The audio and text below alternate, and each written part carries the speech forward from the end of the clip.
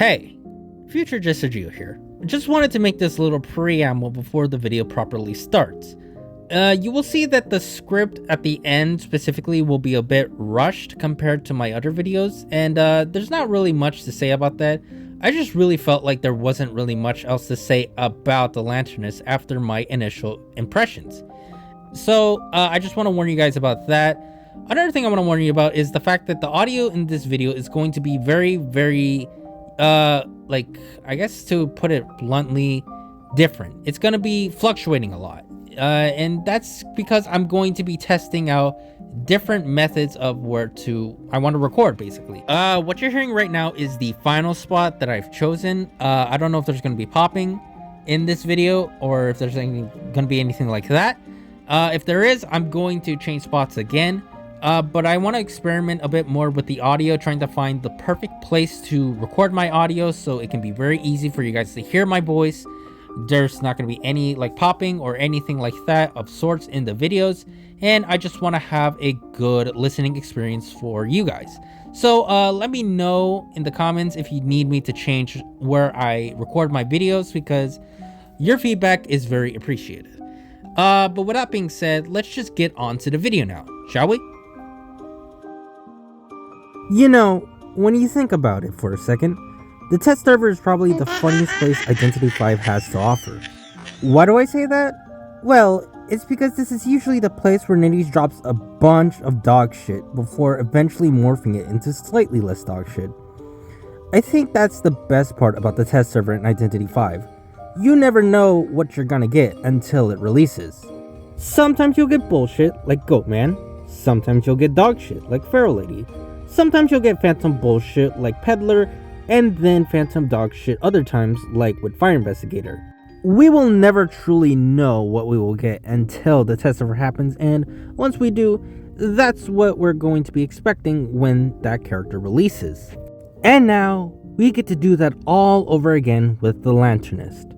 Like I mentioned in the balance changes video, I was originally going to prep to talk about the QoS in this video.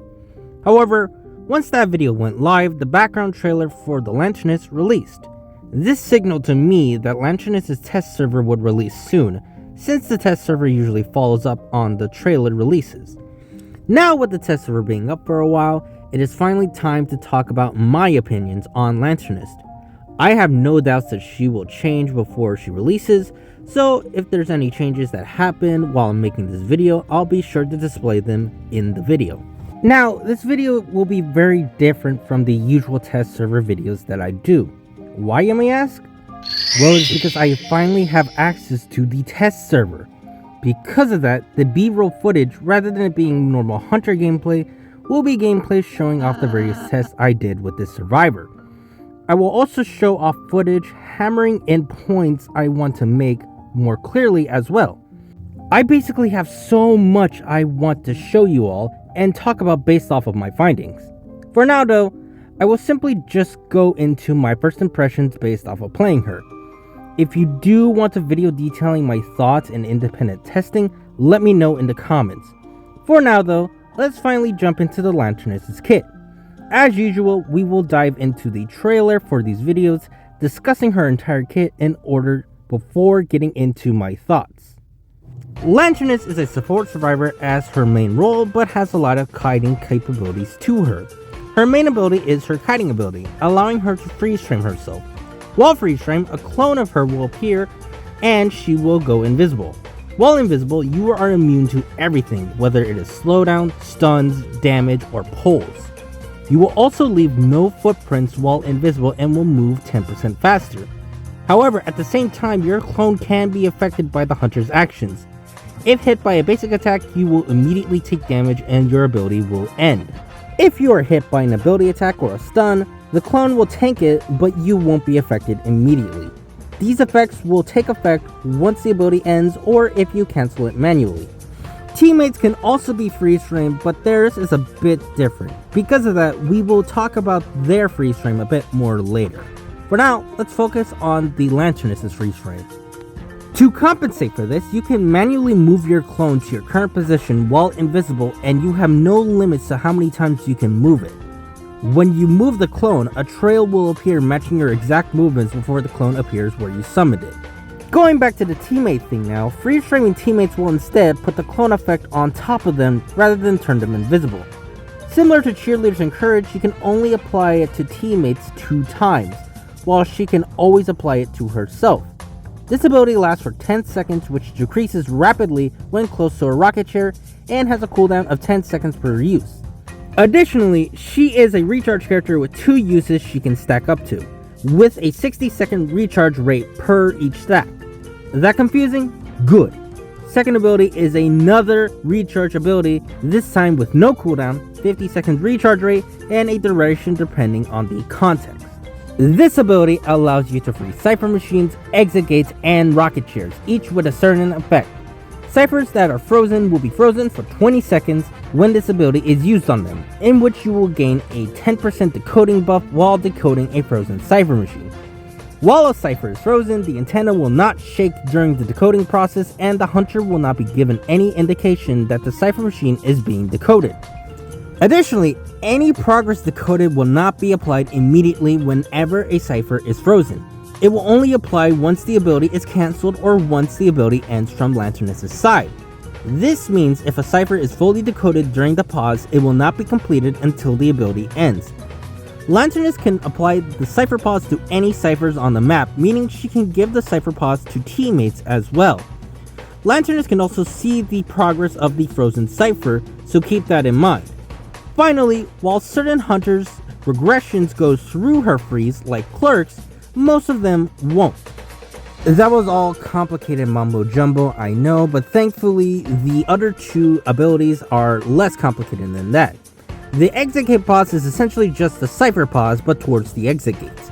This means you will open the gates 10% faster, you can freeze both of the gates, and the gates won't open if fully decoded until the pause ends. Finally, the chair's freeze will delay the rocket chair progress for a survivor for 5 seconds when used on a chaired survivor. Once the pause ends, the progress will be instantly applied to the chaired survivor. However, if you pause the chair time before half and the survivor is rescued, if the chair is still paused, the survivor will be saved before half even if the chair time reaches after half. Now, these 2 abilities are extremely bloated and have so much shit tied to them. Fortunately, the last 2 traits she has are a lot more straightforward to explain. Optical Illusion is a passive ability that will block any hunter pallet interactions after she drops a pallet. This can be done once every 10 seconds, so you cannot pallet spam the hunter using this ability. During the block, while survivors can still vault the pallet, hunters cannot break pallets by any means, whether it is normally or through their abilities. Itakwa can still vault over locked pallets, however, so keep that in mind. This pallet block lasts for 1 second at base, but extends to 1.5 seconds while using your ability. Finally, she has a 10% decoding debuff whenever decoding a Cipher machine. That pretty much covers Lanternist, and can I just say that this is already a clusterfuck of a kit? Like, I'm not even kidding, just explaining how her abilities work was extremely difficult to do. Now, once you do play around with her kit for 3 matches, you will essentially understand how her kit works.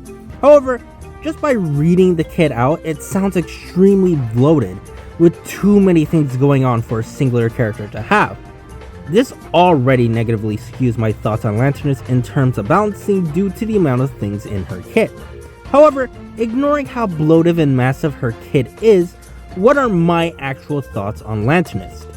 Well, I definitely do think she is a good survivor, that part is obvious. However, I think they made her a little bit too good if I'm being 100% honest. If there was a way I could describe Lanternist, it is that she is a damned if you do, damned if you don't type survivor. What do I mean by this?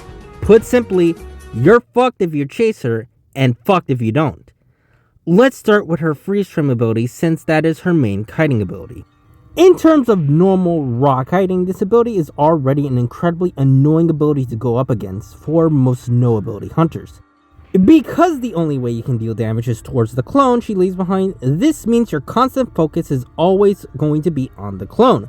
This allows her to really go wherever she wants without feeling the pressure on the hunter chasing her. She also has a 10% speed boost and leaves no footprints while invisible, meaning she can effectively mess with the hunter or gain insane amounts of distance on them. To top it all off, other than the slight delay, there is no cooldown to moving the clone, and the hunter is highlighted when near the clone. This means that anytime the clone is about to be hit by the hunter, Lanternist can just move the clone and avoid the hit altogether. It's that baseline ability that makes trying to hit the clone as a normal hunter very frustrating to deal with. If it just stopped there, then she would be an annoying yet fair survivor to go up against. However, the sad reality is that her ability is also just as annoying to deal with against ability hunters as well. You see, when you get hit by a basic attack, you end up taking the full damage before being forced out of your ability. This basically grants a bit of leeway and rewards for basic hits hunters if they were to get a hit on the clone. With ability hits, however, that damage is delayed, meaning that it isn't applied until after the ability ends. The same can be said about stuns, as they won't be applied until the ability ends. Now, you might say that doesn't sound that big of a deal since the stuns or damage will still be applied after the ability ends.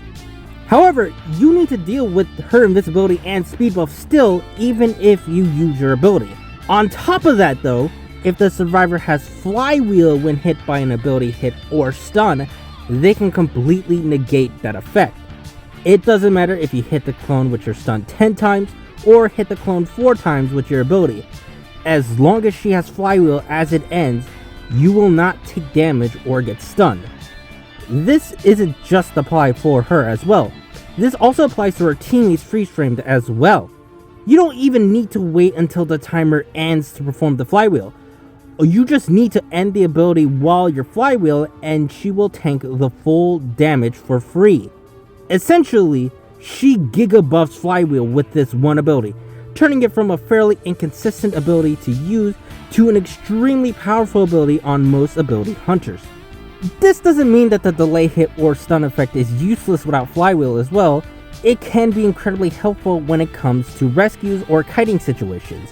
This is especially the case for stun hunters, since you essentially delay the stun until you find a good opportunity to be safe during said stun. It can also be good in camping situations since it can save a teammate from going after half from stuns or getting stuff before the rescue. It just provides a lot of versatility to Lanternist and her kit, which makes her a nightmare to face off against in a normal kiting situation. The only hunters who can realistically chase Lanternist are Nightmare and Opera Singer, but even then, you can still buy a bit of time against them. With her being such a nightmare to chase normally, you'd think it'd be better to just leave her alone and leave her to her own devices, right? Well, wrong actually, because her support game might actually be one of the most disruptive support games a hunter needs to deal with. Firstly, in terms of body blocking for teammates, Lanternist can be an absolute nightmare to face against. Due to her passive preventing the hunter from breaking pallets, she can effectively pallet spam for her teammates and buy a lot more time for them. This can essentially be devastating against god pallets, since there is no way to get around them without using an ability. On top of that, similar to Dream Witch, you count as blocking the interaction if you vault a window while invisible. Because of that, if a teammate vaults a window or a pallet, you can essentially lock off that window or pallet from the hunter for a bit. Depending on the chase target of the hunter, this can be incredibly costly and could cause them to lose their targets. Because of that, she has the potential of being one of the best body blockers in the game if not chased first. Now, if she only provided that, she wouldn't be that bad to deal with. However, that's not all she can do, as she can also apply her main kiting ability to teammates. While it's not entirely like her main ability, teammates affected by this ability will take delayed stuns and damage as well. This, once again, buffs Flywheel to an insane degree, as any teammate who has it can use it effectively with her shield ability. Plus, a lot of the same delay tactics that Lanternist can use also works on teammates if hit by an ability or stunned while in this effect. It can essentially synergize with certain survivors, such as Puppeteer, Seer, Wildling, or Professor, who have ways to mitigate damage or stuns even further. The delayed damage can be extremely helpful if you're in a team with a cheerleader, since the delayed damage could help a teammate reach that 25 stacks for the revive to happen. It can grant survivors such as Poachman with less kiting options a little bit more survivability to have before their flywheel is active or other support items are active. This ability makes her the perfect synergy to every survivor in the game, which makes leaving her alone very costly to do. However, I think the biggest reason why leaving her alone is such a massive threat to the hunter is because of both the chair pause and the Cipher pause. These two abilities completely change the game in the survivor's favor when used well and can make playing hunter a nightmare to face. The chair pause ability is just Escape Artist but on crack. Escape Artist delays the chair countdown for 5 seconds, but you're forced to use it within the first 5 seconds, and it doesn't really prevent a rescue from going after half. Sure, the time delay helps a lot, but it doesn't really happen in the best moments, such as when the chair is almost about to reach after half. Because of that, Escape Artist is only really useful for moving a survivor to a stronger chair location, rather than for that chair pause. With Lanternist's chair pause, it allows her to delay the chair time in the most critical moment. No matter what, even if you're against a bonbon who places 5 bombs on the chair, this ability will prevent a teammate from going after half as long as you rescue them before the pause ends. Not only that, but it can also be used to buy your team a little bit of extra time before a survivor dies. Yes, you heard me right. You can also use this ability when a survivor is about to be eliminated to extend their chair timer. Whether it be for a last second rescue or to buy a bit more time for the team to focus on decoding, this ability is very potent of squeezing every last second from a chair. In fact, when further combined with Escape Artist, given that the survivor is always rescued from chair, the chair survivor will effectively be on chair for 20 seconds longer than normal. Combine that if the team has 2 tide turners to rescue with, and it means that a survivor won't be out of the game for a minimum of 50 seconds as soon as they get placed on the rocket chair, and 60 seconds with Escapologist. This is on top of their original 60-second timer and doesn't take others' extended timers into account. This makes her extremely valuable on any team, even if you plan to just sell survivors, since she still allows the survivor to stay on chair for an additional 5 seconds after they would originally die. This alone makes this ability outright disgusting and makes her synergize well with rescuers and whatnot. However, by far one of the most busted parts about her entire kit by far has got to be her Cipher pause. I'm not going to sugarcoat it. The Cipher pause is bullshit and is probably the worst aspect about her kit for hunters. It's basically a free 10% decoding buff that she can give to herself or her teammates at any time with 0 repercussions other than it needing to charge up. It lasts for 20 seconds, so it is essentially on par with a postman letter in terms of decoding speed that you give to your teammates. However, at the cost of it only applying to 1 cipher, it recharges much faster, you have 2 charges to start with, and there's no cooldown between sending these cipher pauses. Not only that, but the cipher shaking is stopped while it is active, and the hunter has no indication that the cipher is being worked on unless they have a way to check cipher progress. This means she can hide a decoder cipher machine from being found out, just in case the hunter decides to swap targets and try to find them. This also means she can hide a cipher machine during the rescue phase, making it hard for the hunter to track where the rescuer is going to come from. Without wanted order, the hunter can only really use the cipher's wiggling to see if a rescuer is coming in or not. Just by seeing 2 ciphers wiggling, you can somewhat deduce where the rescuer might come from and intercept them from there. Now, with the cipher wiggling not being shown, it puts a wrench to that plan since you won't know if the cipher is paused or if there's 2 survivors coming to rescue. It also unintentionally tricks the hunter into staying next to the chair during the rescue phase if you're planning to sell. Since there's only 2 cipher machines shaking, the hunter might assume that the team is planning to rescue and wait at the chair. This essentially grants the team ample time to decode cipher machines and at a higher efficiency due to the 10% buff. Because of that, this ability can greatly misdirect the hunter a ton, which can cost them in a match. Finally, it can synergize extremely well with decoders or survivors with decoding buffs, such as Postman or Aeroplanist. Since you can apply your 10% buff to any Cipher machine and it cloaks it, it means you can hide your weaker containment survivors while also buffing their decoding speed even further.